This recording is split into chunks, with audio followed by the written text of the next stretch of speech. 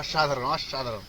নমস্কার বন্ধুরা, আজকে আমি বানাতে চলেছি লাউ পাতা দিয়ে কই মাছের ভাপা। তো চলো এখানে আমি কি কি মশলা নিয়েছি দেখে নাও। এখানে নিয়েছি নুন, জিরে, কাঁচা লঙ্কা, শুকনো লঙ্কা আর সর্ষের তেল। তো এখানে দেখো মাছগুলো এখনও পুরোপুরি জ্যান্ত। তো মাছগুলোকে আমি কাটার অনেক চেষ্টা করেছি, পারিনি, তো মাকে দিয়ে দিলাম কাটতে। তো চলো কাটতে থাকুক মাছ, আমি বাটতে থাকি মশলা। তো আমার মশলাগুলো বাটা রেডি। জিরে, কাঁচা লঙ্কা বেটে, শুকনো লঙ্কাটাও বেটে নিয়েছি। এবার মাছে নুন হলুদ দিয়ে মাছের মধ্যে জিরে লঙ্কা দিয়ে অল্প সর্ষের তেল দিয়ে মাখিয়ে নিলাম আমি মাছটাকে ভালো করে। তো চলো এবার দুটো দুটো করে মাছ নিয়ে লাউ পাতা দিয়ে সুন্দর করে সুতো দিয়ে বেঁধে দেবো। এরপরে অল্প আঁচে ভেজে নেবো। তো আমার সব রেডি। তো অল্প আঁচে ঢেকে ঢেকে এগুলোকে আমার ভেজে নিতে হবে, ভাপিয়ে নিতে হবে।